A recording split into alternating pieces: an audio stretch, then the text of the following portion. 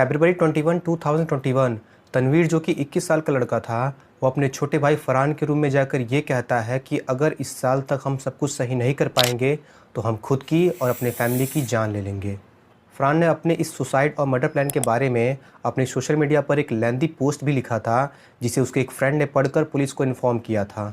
Police के according Tanveer और उसका छोटा भाई फरहान अपने मेंटल डिप्रेशन से काफ़ी टाइम से परेशान थे। ये दोनों ही भाई एक अच्छी खासी फाइनेंशियली स्ट्रांग फैमिली और एक वेल डेवलप्ड सोसाइटी का पार्ट थे।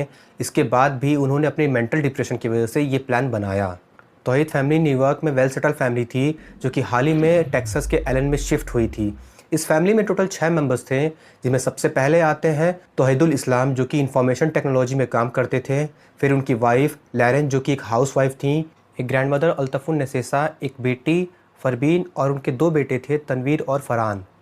फरबीन ने हाल ही में न्यूयॉर्क के एक यूनिवर्सिटी की एक स्कॉलरशिप एक्सेप्ट की थी और उनकी ग्रैंडमदर, जो कि बांग्लादेश से आई थी, वो अपनी मर्डर से 1 हफ्ते पहले वापस जाने वाली थी, पर कोविड पैंडेमिक की वजह से उनकी फ़्लाइट पोस्टपोन कर दी गई। ये कहानी शुरू होती है फरहान के उस लेटर से, जिसके थ्रू उसने ये बताया कि उसे ये मेंटल डिप्रेशन की प्रॉब्लम उसकी 9th क्लास से थी और इसी कारण वो खुद को हर रोज़ किसी न किसी रीज़न से चोट पहुंचाया करता था। उसकी इस मेंटल डिप्रेशन की प्रॉब्लम से निकलने के लिए उसकी फैमिली ने भी उसे सपोर्ट किया था, जिसके लिए उसे कई तरह की मेडिकल ट्रीटमेंट भी प्रोवाइड की गई थी।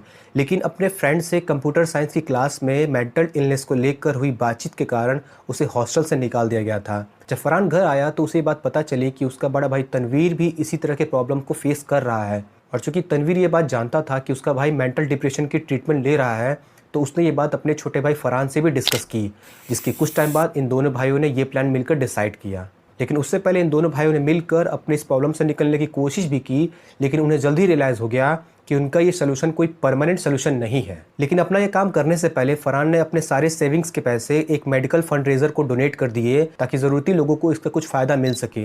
इसके बाद दोनों भाइयों ने मिलकर गन खरीदा। फरहान ने अपने सुसाइड लेटर में ये बताया कि यूएस में गन से रिलेटेड कोई खास लॉ नहीं है, इसलिए उन्हें गन खरीदने में कोई ज़्यादा परेशानी भी नहीं हुई। और फिर 6 अप्रैल 2021 को उन्होंने अपने इस प्लान को पूरा किया। पुलिस इन्वेस्टिगेशन में पुलिस को 6 बॉडीज़ मिली और गन पर मिली फिंगरप्रिंट और फरहान के लेटर के अकॉर्डिंग ये प्रूफ हुआ कि तनवीर ने अपने पेरेंट्स को गोली मारी थी और फरहान ने अपनी बहन और ग्रैंडमदर को।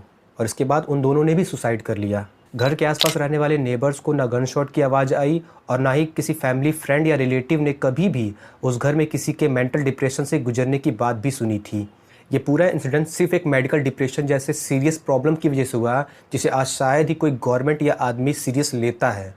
इंडिया में इस साल 2021 में इसके लिए एक special national tele mental health programme open किया गया है, जिसे पहली बार गवर्नमेंट की तरफ से $5 मिलियन का सपोर्ट भी मिला है, क्योंकि करंट डाटा के अकॉर्डिंग आज इंडिया में हर 7 में से 1 आदमी मेंटल डिप्रेशन से परेशान है, जिसमें सबसे ज़्यादा वो लोग आते हैं जिनकी उम्र 15 से 24 साल के बीच में है।